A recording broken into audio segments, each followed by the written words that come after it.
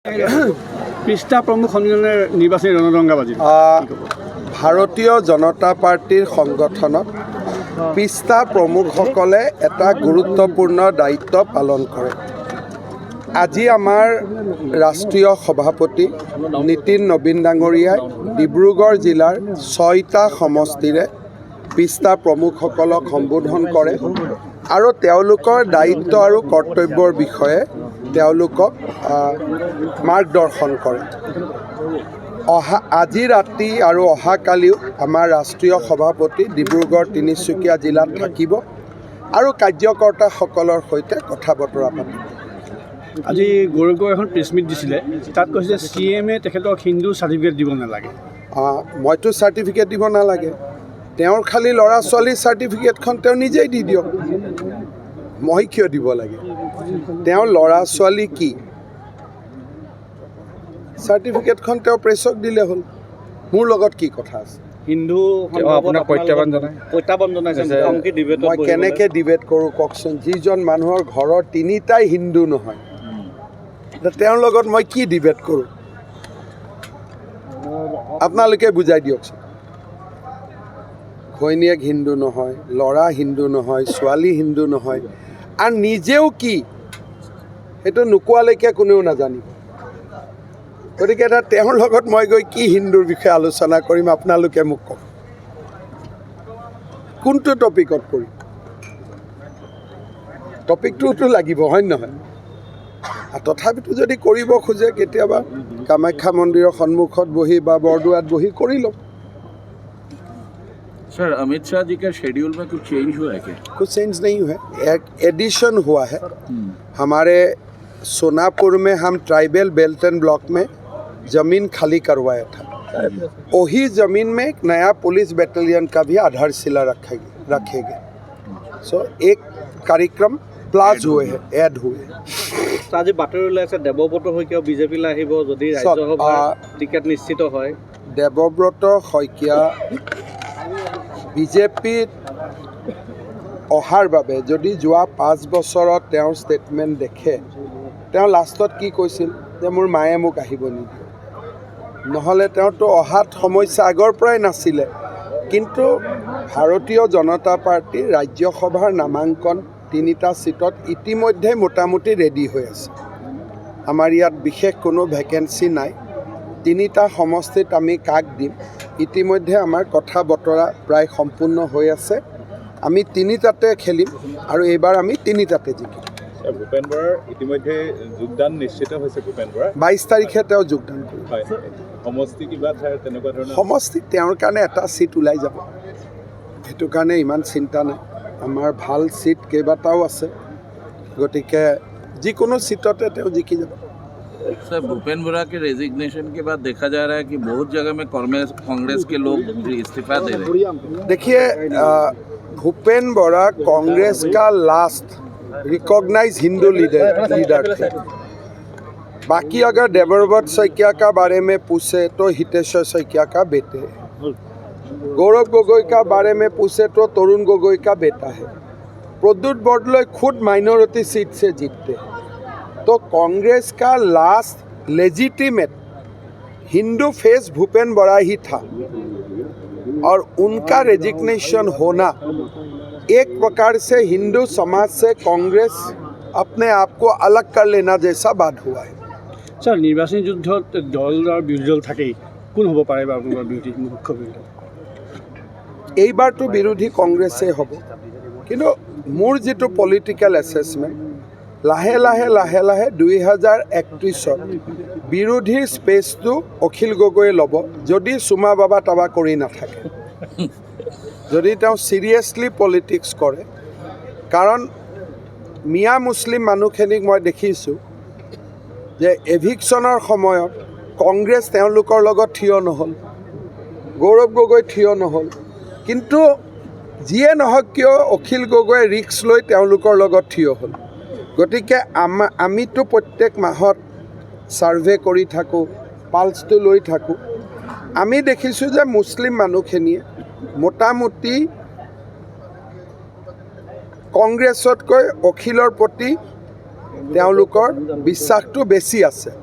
কিন্তু 26ত নহ'ব, কাৰণ তেওঁ সংগঠন নাই বা বেকআপ নাই। গতিকে মই ভাবোঁ 26ত অসমৰ মুছলিম মানুহৰ মিয়া মুছলমানৰ ভোট, অসমীয়া মুছলমানৰ ভোটটো বেছি আমি পাম, মিয়া মুছলমানৰ ভোট বেছি কংগ্ৰেছে পাব, অখিল গগৈ এটা শ্বেয়াৰ পাব।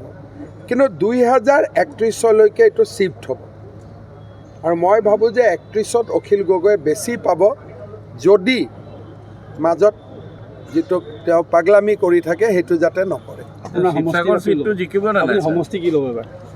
মইতো জালুকবাৰীতে উঠিম।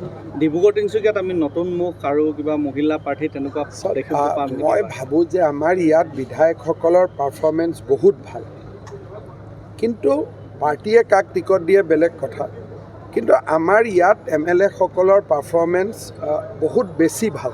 গোটেইকেইটা সমষ্টিতে কাম হৈছে, মানুহৰ ছেটিছফেকশ্যন আছে। কিন্তু বোলে কোনোবা মহিলা বা কিবা জাতিগত সমীকৰণ, অঞ্চলগত সমীকৰণ, ভৌগোলিক সমীকৰণ, পাৰ্টীৰ মিটিঙত যিকোনো কথা হ'ব পাৰে।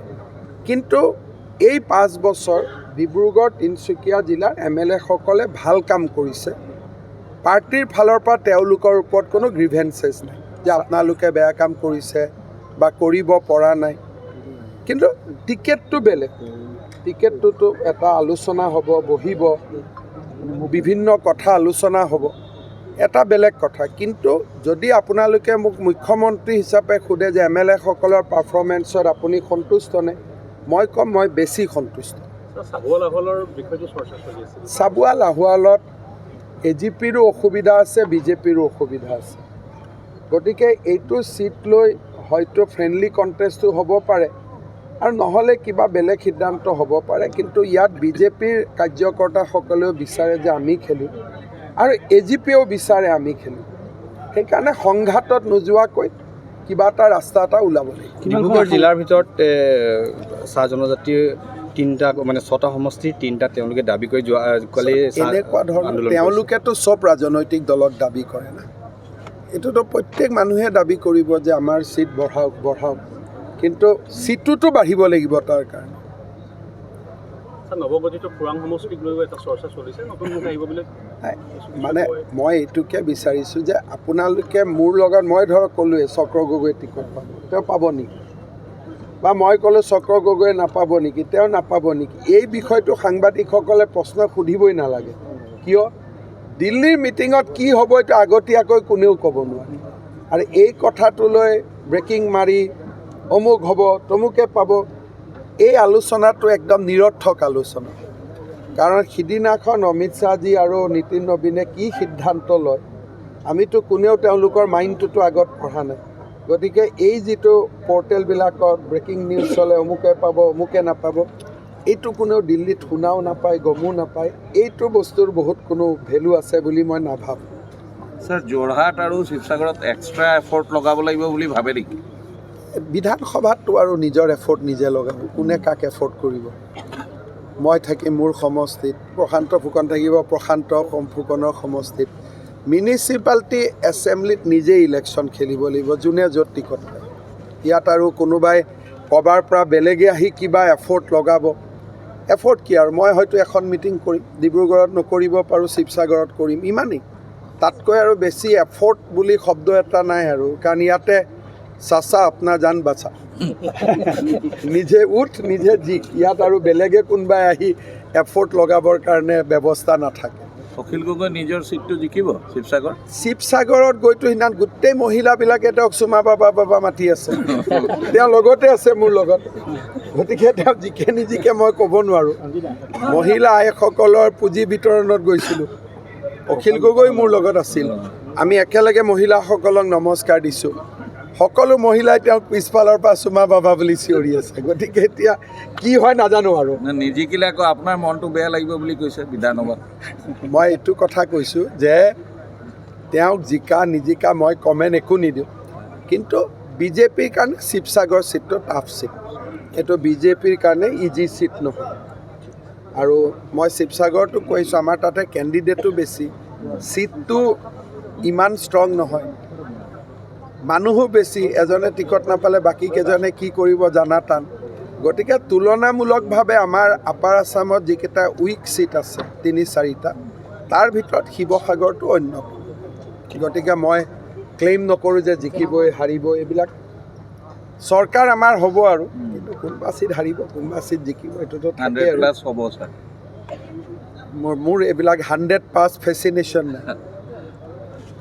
চৰকাৰখন ভাল কৰি কমফৰ্টেবলি হ'লে থ্যাংক ইউ। হিন্দী মে